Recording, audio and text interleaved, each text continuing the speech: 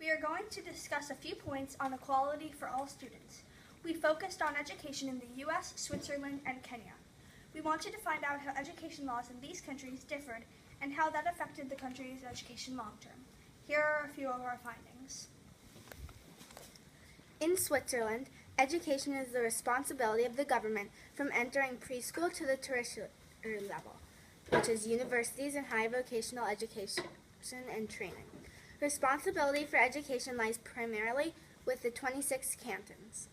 Most students in Switzerland complete compulsory education at the state school in the municipality in which they live.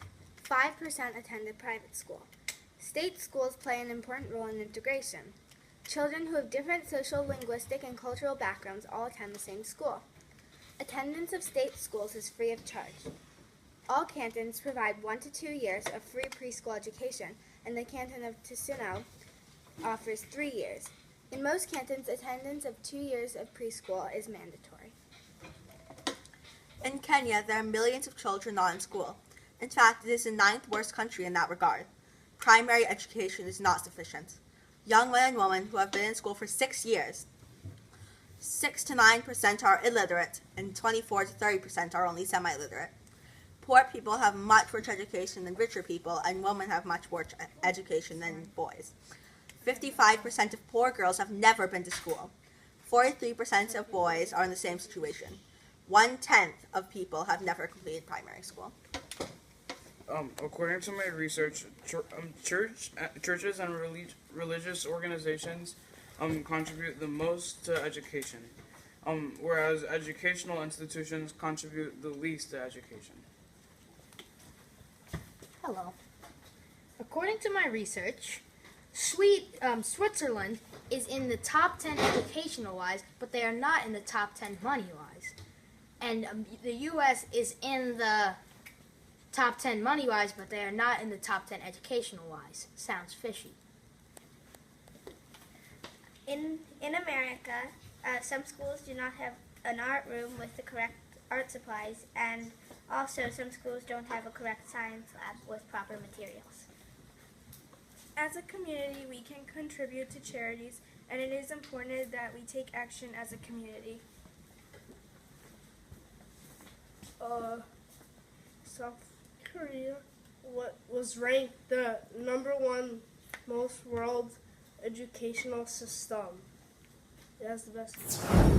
Ada, what are the external variables that affect the qualities of education in our communities and around the world? The external variables that affect our education is if a city is poor, then the teachers may not be educated. And many working class families do not fail to provide their children with the skills to be successful.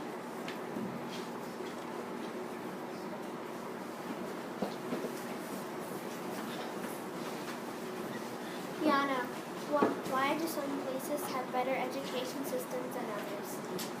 Some schools have better education systems than others because they are wealthier and have more resources and technology. Isabella, what are they doing differently?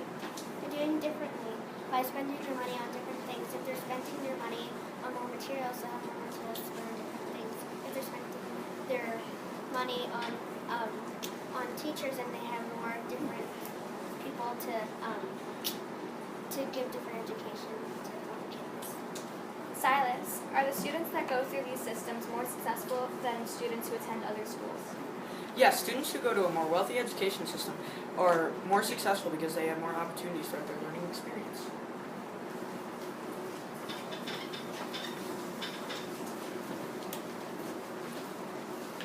Brandon, Julianne, and Lauren. Lauren, and Julianne. Why are some students more successful in schools than others? Although kids in a study in California were similar, 4 factors affected their performance. 1. Prioritizing student achievement. 2. Using standard-based programs. 3. Using assessments to improve student achievement. And 4. Ensuring academic resources are available.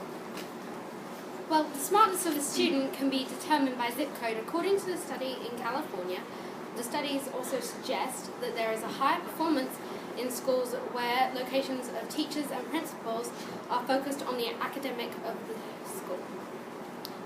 A school principal said that teachers have started communicating and learning from each other, and this is a good, honest communication. Finally, it matters how well the student knows the language of the area they live in.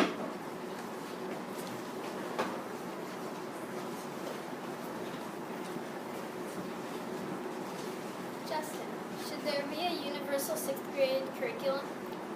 Yes, there should be a universal 6th grade curriculum because many kids who change schools are ahead or behind in the curriculum depending on the state, country, and whether the school is public or private.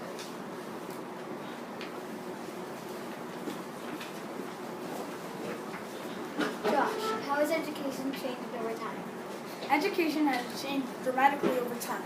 In 1947, the government in Switzerland changed the leaving age to 15. Then, not long after, in 1964, the government upgraded the leaving age to 16, up 1 year from the last time they changed it.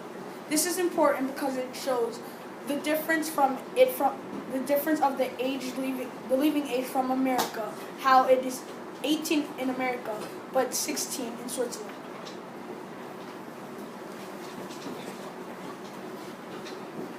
Jack, why are some students more successful than others in school? Well, some schools have more supplies for their children, meaning they are more successful in life. Other schools don't have the qualified staff and teachers to teach their assigned subject. Devastating.